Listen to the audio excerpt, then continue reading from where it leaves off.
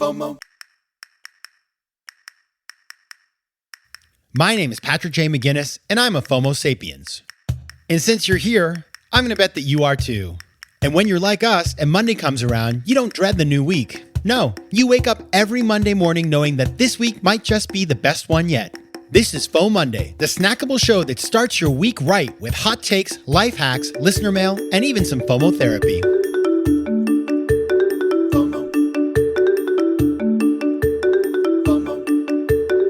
Hey everybody, welcome to FOMOndays, the companion show to FOMO Sapiens. We will be back with a full episode of FOMO Sapiens on Thursday with my guest, Susanna Selu, who is the co-founder of Pluto, which is a pillow company that they were on Shark Tank. They are building this direct-to-consumer business. It's super interesting. She's a great interview.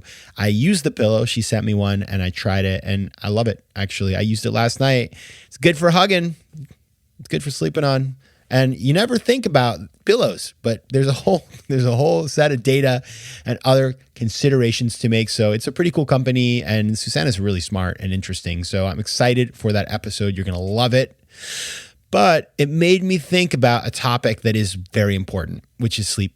And so I want to talk about how to get more sleep, because let me tell you something. Sleep for me, it's an ongoing battle, because I like to go to bed late, everybody, and I like to not sleep in too late either. And so I go to bed late, I wake up earlier than I should do, and then, I don't know, I take naps, naps are the best, but, I'd love to, find a way to do better. And I have been working on this. So I've been working on my sleep hygiene. It's an ongoing battle. I'm definitely the wounded healer on this one, but sleep for me is super important for a couple of reasons. Number one, just mood. Like I'm so cranky if I don't get enough sleep, like many of us. I know I'm not original on that front. Number two, as you guys know, Tourette syndrome. I grew up with that. I still have some light Tourette's that really kind of flare up when I'm stressed or tired. So if I don't sleep enough, I definitely get a little more tics than I'd like to have, and it's annoying. And also just like recovery, just from living in a place like New York City and from doing sports and socializing and all those sorts of things, it's important. And I think the reason why I have trouble is because, again, not just because I'm overstimulated because I live in New York City, but because it is just hard to carve out time when you're busy, when you're stressed. I know so many people who complain about sleep. I know so many people who go to sleep doctors, right? It's crazy. And so this is a persistent problem for many people. And we know that if you don't get enough sleep, it's just really bad for your well-being and your health, mental, physical, and otherwise. So that's what we're going to talk about. I have for you today, I did some research, okay? And I have for you 9 ways to improve your sleep. Some of these are kind of common sense. Some of them are my special sauce. But before we do that, I just want to tell you a little bit more about why sleep is important. I did a little research, okay? So there's a couple different things to talk about. Number one, no brainer, restoring the body. But more than that, when you are sleeping, your body repairs and regenerates tissues, restores energy levels, and releases hormones that regulate growth and appetite. By the way, when I sleep really well, it's like I wake up and I feel like I got hormones coursing through my body. It's like, wow, it feels really nice actually. So it's just, there's when you get a good night's sleep and you have good sleep hygiene, like you can tell, you just like, wow, what just happened the last like 8 hours, because you feel crazy good. Number two, it's majorly part of sort of having effective and improved cognitive function. So memory, when you're tired, like your memory just crashes. You have no attention. It's hard to learn things, like all these things. It's hard to perform well, right? You're like an old CPU from with running Windows 95. You don't want to be, that's terrible. You don't want to be that person. Number three, immune function. When you are tired, it's more likely you will get sick. It's like every time I go travel somewhere and mess up my body clock, I get sick. Like I was as many of you know, I went to Europe and Asia and I was traveling all fall. I was sick 3 separate times in 6 weeks, like different, it was terrible, afflictions. None of them COVID, by the way, thankfully, but it's just hard to stay strong.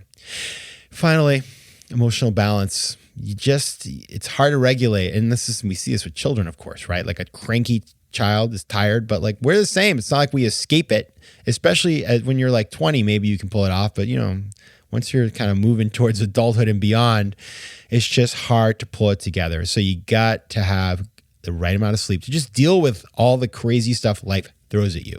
And so what we're going to do is talk about my 9 ways to improve sleep hygiene right after this break. FOMO. FOMO. All right, we're talking about sleep. So important topic. And I'm doing this episode, by the way, to remind myself to do these things because I have some of these down real good and others just, I am letting myself down. And so I'm failing myself. So I'm keeping myself accountable with this episode. Let's get into it. Number 1, this one I don't do.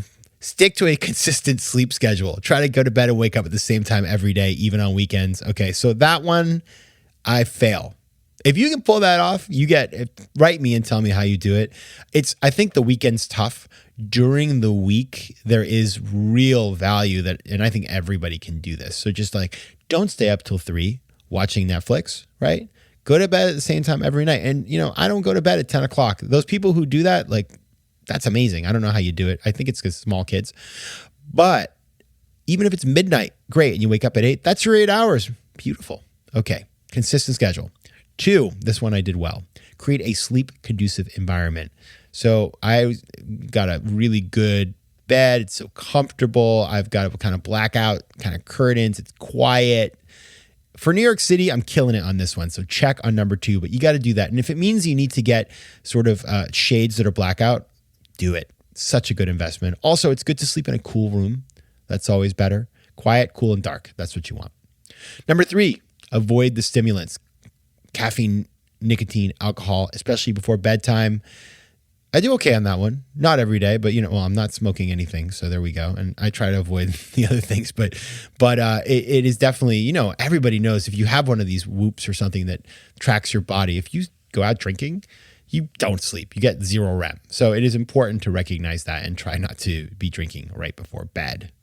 Number 4, practice relaxation, mindfulness, meditation, stretch, clear your mind, read something, warm bath, cup of chamomile. So valuable, really, really helps. So I try to do that. Sometimes I meditate before sleep. If I wake up in the middle of the night and my mind races, I'll meditate or I'll read a book. In fact, our friend Nir Eyal, who has been on the show and wrote a book that I really love called Indistractable, talked about the fact that when he wakes up in the middle of the night, he has a mantra that he says to not freak out that he needs to sleep, which is the body gets what it deserves. The body gets what it deserves or needs. And therefore, it just really helps. I've tried that. I've also tried a mantra that's just, please let me sleep, which actually worked for me. But there's different ways to just basically when you sort of try to stay calm and also you create conditions around yourself for relaxation, it's much easier to sleep. So I often wake up in the middle of the night for a little bit, but I manage to fall back asleep using these little tricks. Number 5, limit screen time. Try not to use your phone, your tablet, your laptop before bedtime because of that blue light. So I do Wordle before bed, which helps me to relax, but I think I'm breaking, maybe, that one I need to work on. Number 6, exercise regularly. Oh, that's so important. Exercise is good for everything, right? It's for everything. It helps in a million ways, but also for sleep, it's about quality, duration. You don't want to exercise right before bed because you're all hepped up. But when you're really tired from a workout, you will just crash. And I like to take a nap after going to work out during the day. Why not, right? You go for that run on Saturday and just crash at home. You are ready for Saturday night. Number 7, weight a blanket. You all know we had the founder of Bearaby on this show. I have a Bearaby. I use it. It's really, you know what I love about the Bearaby? Well, you wake up at 3 a.m. and you can't sleep. You put that Bearaby on you. It's 4 seconds later, you are out like a light. I don't know. It's a magical thing. It's just works. So weighted blankets and, Bearabys are beautiful products. They're also pretty expensive. I also I've used an Amazon one that was not particularly expensive. That was the glass beads. Also worked. I don't know. Me and the weighted blankets, we just get along. Number 8. Take naps. I've mentioned naps already. I believe in the power of naps. Even if it's 15 minutes, I like a good 3-hour nap. I know that's controversial, but I find that if I manage to sort of get up in the morning and I feel gross or I feel tired or cranky and I just realize I didn't get enough sleep last night, things happen, right?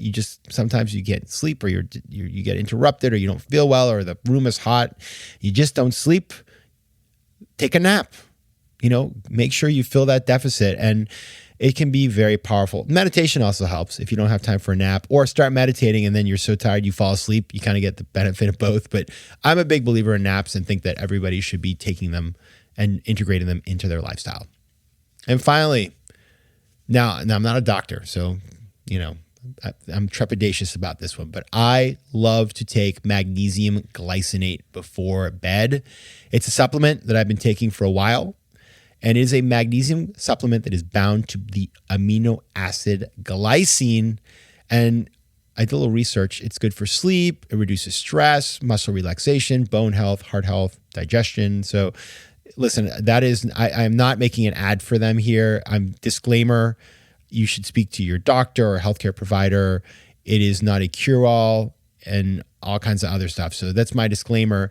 However, I was suggested it by a healthcare provider. I take it before bed and I sleep really well. And I've told a bunch of other people who take it and they love it too. There's all kinds of stuff like that. You don't want to get dependent. And that's why I'm kind of not a melatonin guy and certainly not an Ambien guy. Like, maybe on a plane, but I had a friend who took Ambien every night. That's not a great place to be, right? For the obvious reasons. So just be careful. But yeah, I like my magnesium before I go to bed.